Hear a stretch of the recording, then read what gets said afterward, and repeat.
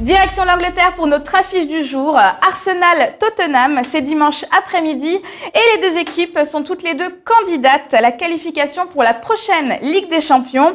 D'un côté, des Gunners qui sont quand même dans une série de 18 matchs sans défaite, toutes compétitions confondues, 14 victoires et 4 nuls. Oui, donc pour cette affiche du jour, vous avez choisi le derby du nord de Londres.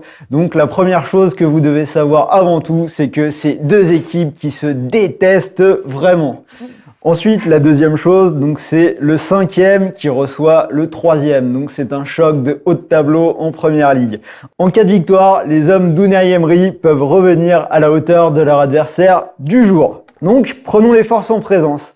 Arsenal, ils sont 5e, donc ils sont présents, ils sont bien placés, mais c'est une équipe qui est en difficulté dans les chocs. Quand on regarde leurs résultats, on voit qu'il y a une défaite contre City, il y a une défaite à Chelsea et il y a un nul contre Liverpool.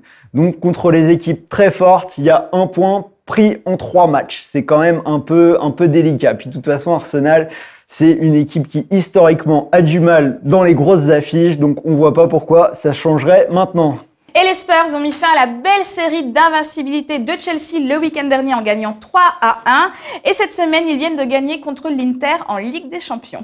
Ouais, donc une équipe qui monte vraiment en puissance et contrairement à Arsenal, comme je viens de le dire, ils viennent de réussir 2 très gros tests. Et a priori, un retour de Lacazette du côté d'Arsenal. Sylvain, tu confirmes? Oui, donc Lacazette qui a participé à l'entraînement collectif avec l'équipe hier, donc il devrait être bien présent pour le week-end.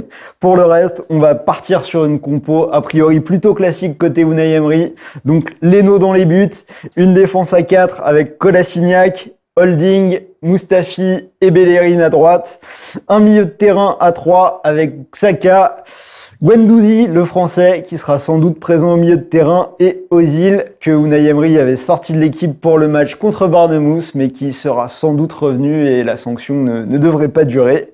Et enfin, une attaque à 3, comme toujours, avec la fusée Aubameyang, Mkhitaryan, et comme on l'a dit, le retour de Lacazette.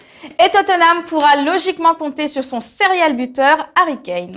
Harry Kane, oui, mais pas seulement. Donc une équipe qui a complètement mis le feu contre Chelsea et il y aura beaucoup d'autres dangers. Mais bon, on va les prendre dans l'ordre. Donc dans les buts, Hugo Lloris. Une défense à 4 avec Davis. La charnière centrale avec les deux Belges, Alderweireld et Vertonghen. Et Serge Aurier à droite. Un milieu de terrain à 4 avec Dyer, Sissoko, Ali et Eriksen. Et donc devant, les deux buteurs, Harry Kane et le Coréen Son. Mais ce qui est intéressant avec cette équipe, c'est que devant, il y a beaucoup de déplacements, beaucoup de permutations. Eriksen qui peut jouer meneur de jeu, qui bouge beaucoup. Ali qui vient beaucoup en support des attaquants. Donc c'est comme ça qu'ils ont totalement déstabilisé la défense de Chelsea et ils vont être très dangereux dans cette configuration. Et donc toi, pour ce match de haut de tableau, tu es plutôt en faveur de Tottenham. Ouais, donc vous l'avez compris, plutôt Tottenham. Donc je vais partir sur, pour ceux qui veulent pas prendre trop de risques, une double chance. Donc Tottenham ou nul, coté à 1,38.